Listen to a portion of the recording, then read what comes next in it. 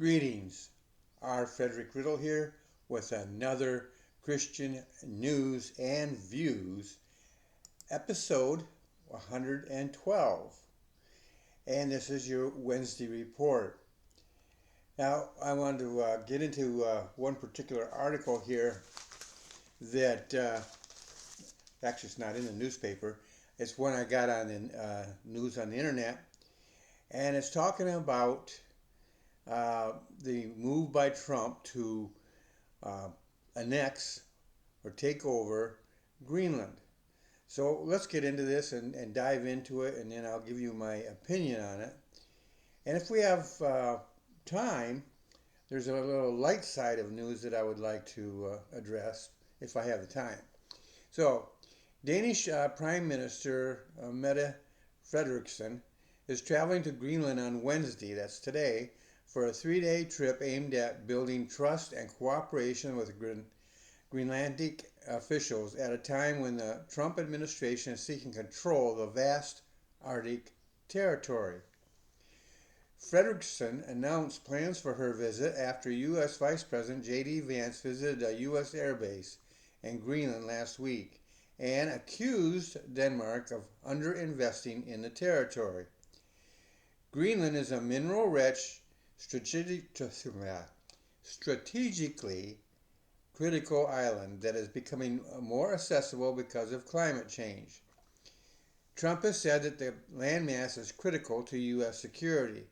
It's geographically part of North America, but is a semi-autonomous territory belonging to the Kingdom of Denmark. Frederiksen is due to meet the incoming Greenlandic leader, Jens Frederik Nielsen, after an election last month that produced a new government. She is also to meet with the future, and this name here I'm really going to have a hard time with, is Naalakkersuisut, the cabinet, in a visit due to last through Friday.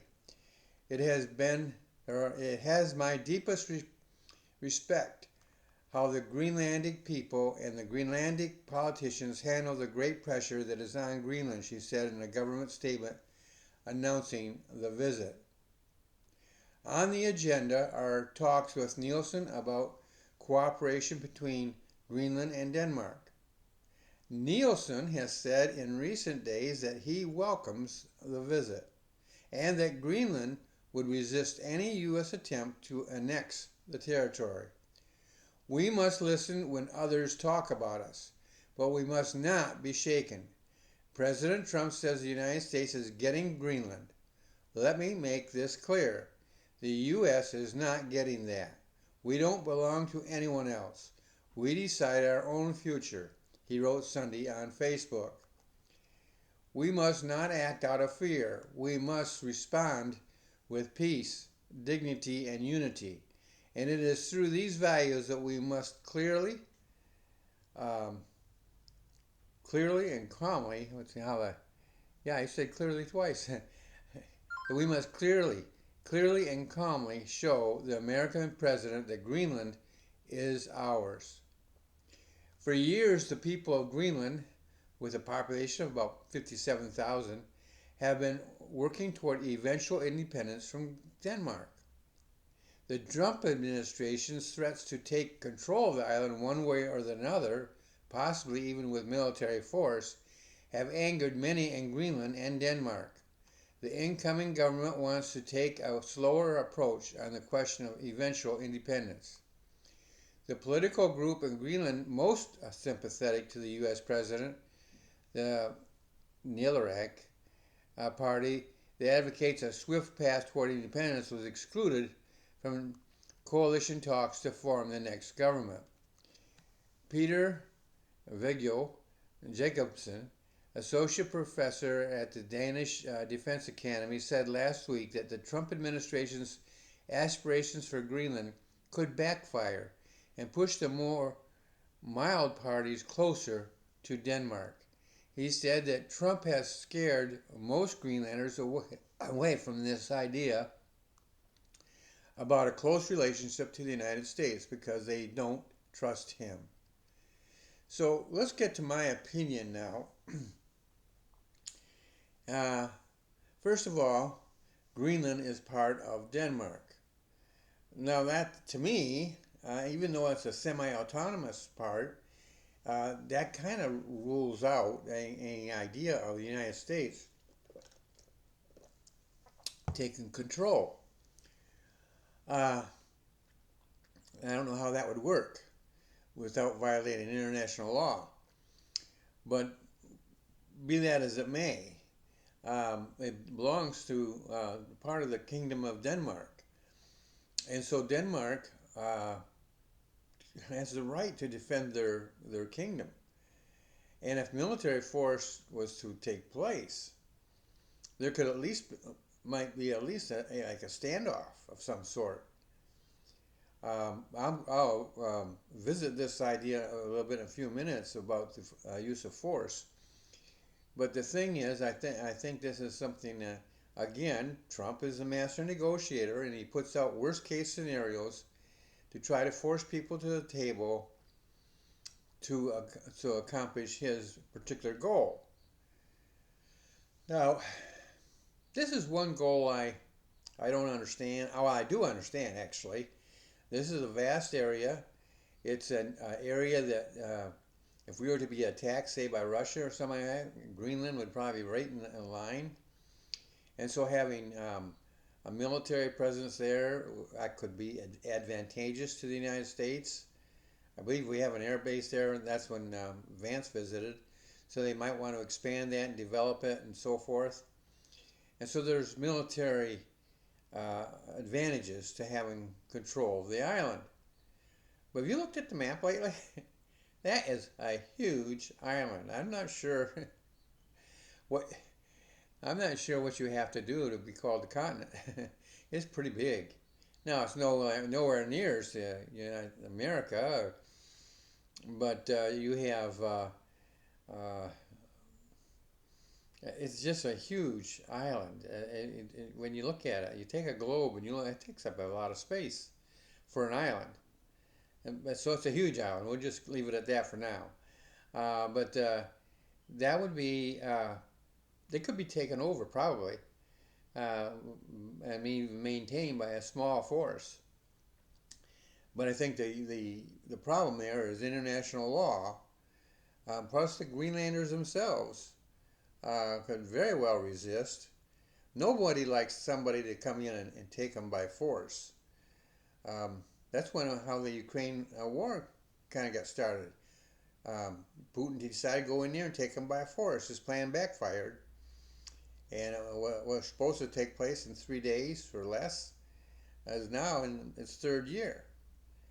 And so the whole idea of going in and taking it is fraught with all sorts of problems. So, but first of all, it is part of the of the Kingdom of Denmark. I don't think Mark ever had a kingdom, but Denmark. This is my second point, Greenlanders are working towards independence. There's two particular sides there. There is the moderate side, which is forming a new government. They want to take a slow approach to independence. The other party wants a faster approach. But either way, both are moving towards independence. And although the other party is closer to Trump than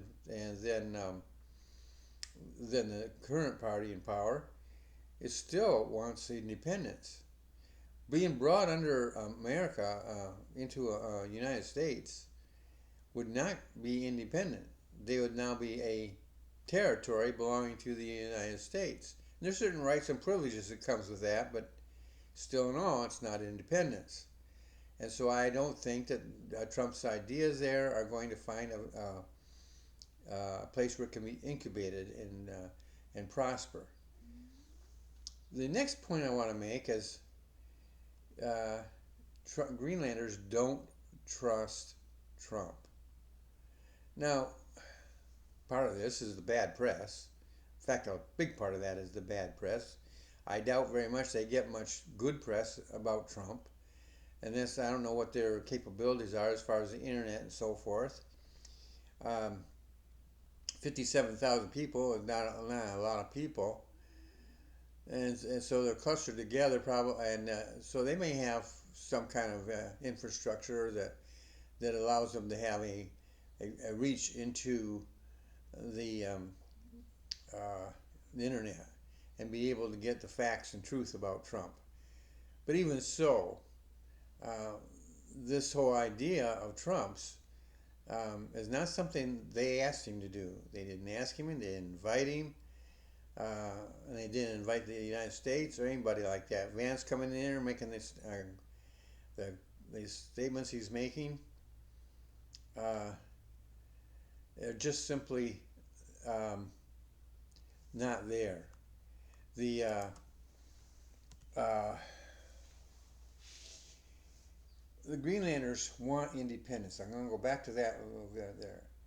And so, even if they had a sympathy towards Trump, even if they had sort of a trust to him, it still ends up being independent or being dependent.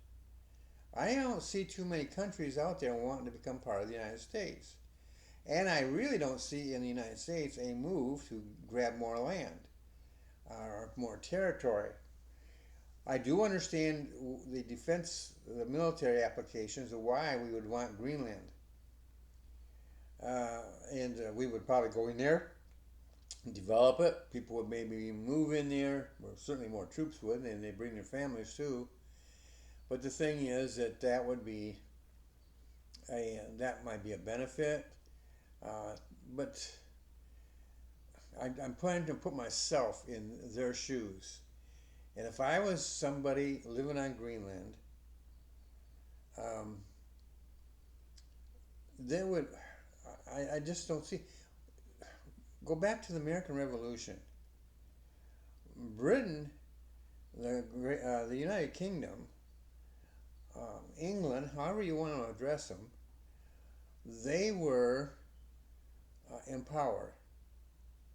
They weren't necessarily, if you eliminate the independence group, they were not mistreating the American colonists. Now, many American colonists were very violently opposed to England. And England then turned their wrath, so to speak, upon them. And there were a lot of innocent people who got hurt because of this. And there was some of the things were that England was already doing even before the revolution started was taxation and other things. The whole idea of taxation without representation, that was a major charge. And that's where that idea even may have originated in England in their day, but in America it also originated. They were being taxed and they had no say in the government. And that is something they wanted. So they wanted more involvement in the government. Well, England said, nope, we're coming in and we're going to run it the way we want to run it. And the revolution resulted and England got kicked out.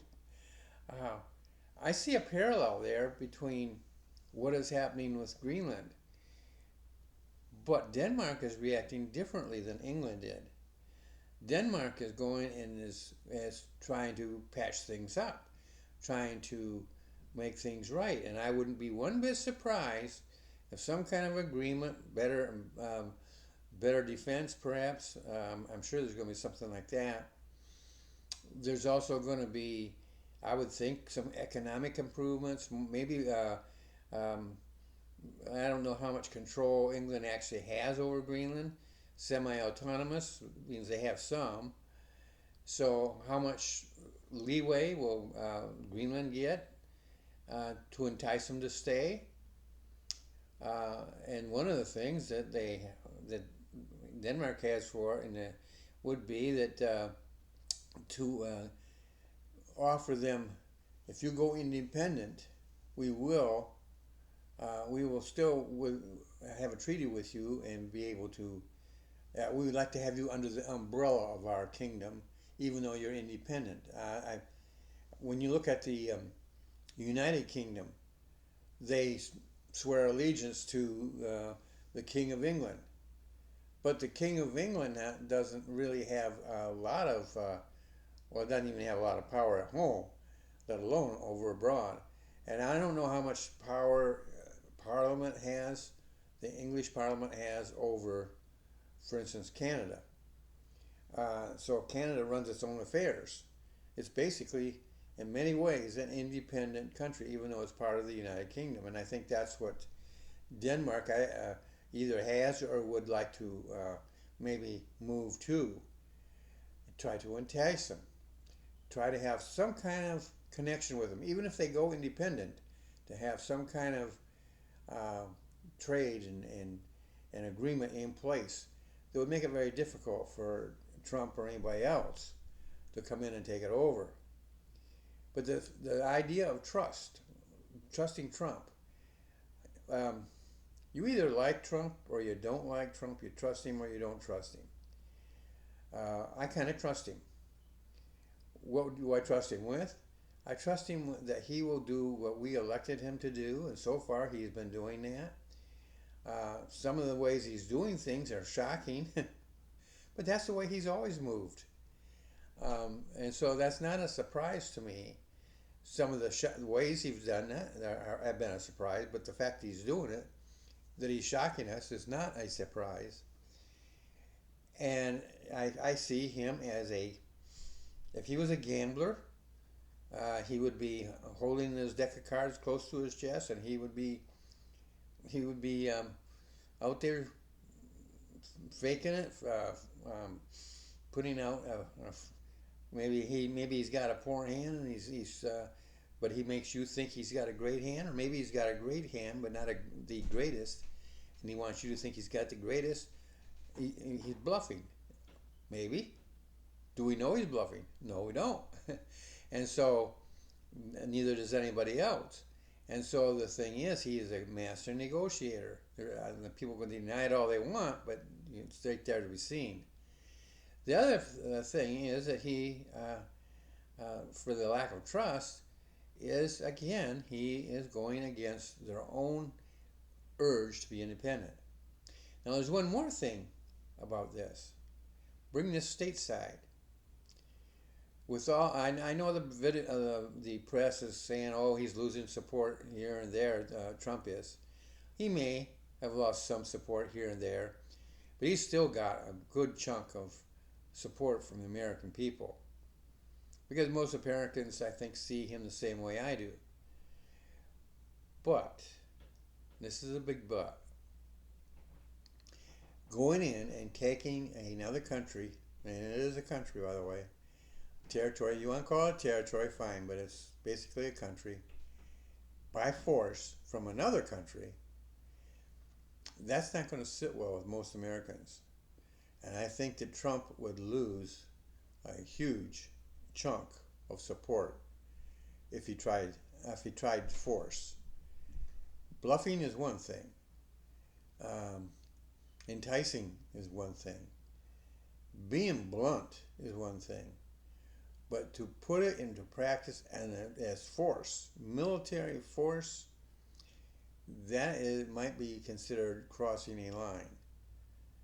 I'm not the one that gets to draw the line, so if somebody wants to say, oh, I'm drawing a line, no, I don't have that authority to draw that line. But in my own mind, I see it as a line that if he crosses it, he loses a lot of support. And that would result in Republicans losing Congress, and that would we could revisit all those impeachment trials and everything else that took place in the first administration.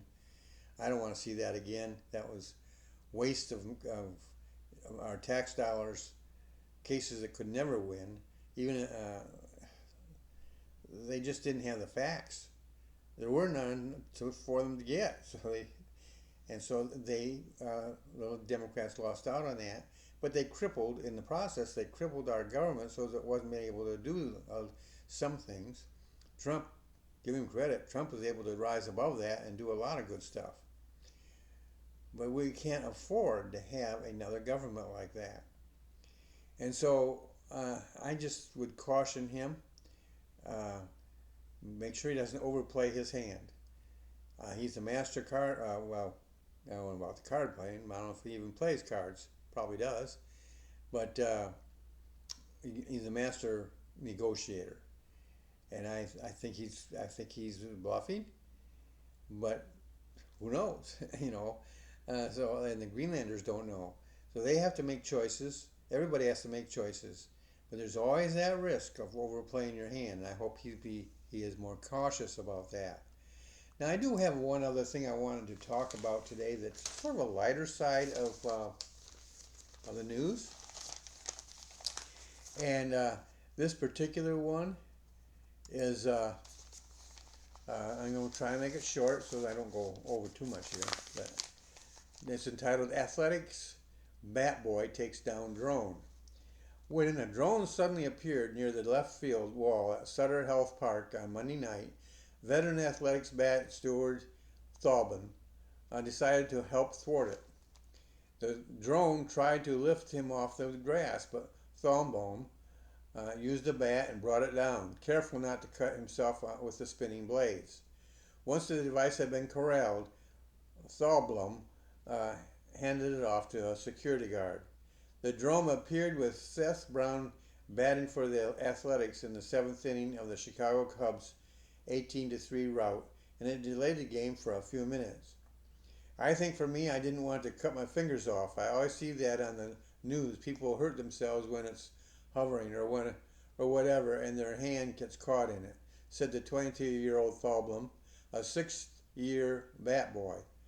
I tried to catch it by the bottom, and it was there for me, so I just grabbed it, and then I just started whacking the wings of it basically with the bat just to snap them off so it wouldn't fly away from me because I was going to take it behind the wall. We couldn't figure out what to do with it, and it was trying to fly away from me. Thalben is the son of longtime A's visiting clubhouse manager Mikey Thalben. Clubs manager Craig Console was impressed. When the drone was spotted by some Chicago players, Console alerted plate umpire Adrian Johnson, who hadn't seen it. I guess that's the world we're in right now, Console said. But it was funny because it looked like the drone was trying to fly away. It was trying to fly Mickey's son away too. Its life in 2025. Stuart Thalben had noticed the drone previous at bat, but at first for him, and then saw Johnson stop play, so he went to work. Everybody was just looking at it for a little while, and I've never had something like that happen, Thalben said. I was asking around, everybody's looking, and nobody from security or anything had gone out there, so I was like, I don't know whose responsibility it is, so I was like, okay, maybe it's mine. Dad was plenty proud of his son, again. I'm proud of him for a lot of other reasons, more so than getting a drone, just for being a good kid, the father said, chuckling and not surprised at the fast thinking. He's a good clubby. And so that was, like I said, the lighter side of news, and I'm all for that kid. That he was able to take care of that, knock it down. I'm not a fan of these. I think they do need some more restrictions on drones. They're becoming a nuisance in a lot of places. They're a danger, and like in that case, there was a danger when you tried to approach them. And so I'm just happy for him that he didn't get hurt and they brought that down. And whoever owns that drone, I hope they can identify him and maybe take some kind of action. Well, that's today's news. And I want to also invite you that right down below here to subscribe to this channel, trbookservices.com. By subscribing to it, you not only ensure that you have access to both my podcasts, which is this one here, Christian News and Views, and my other one called Becoming a Published Author is Fun. But you encourage me. So I encourage you to subscribe, and I promise that I will do all my power to create episodes that will inform you, encourage you, and inspire you. And why do I do that? Because I've been there. I'm a Christian, like you. I'm the average Joe, so to speak. Uh, I when I was the podcast on becoming a published author is fun. I did not have anything like that available to me. Free advice. Yes, it's sponsored by Basic Authors Training and Ministry Publishing, two services that I have to help people get published. But you don't buy anything off this podcast. You get the information for free. Do with it what you will. And so I enjoy doing it. My prayer that it is helpful to those watching. This particular podcast, again, I want it to be helpful to you. You may not agree with me. That is fine. Comment. Let me know why. Let me know you do disagree and why you disagree. And maybe we can come to some kind of agreement. Maybe we can discuss it. Maybe I might even mention it on the podcast itself. Well, that's it for today, and I hope to see you in the next episode.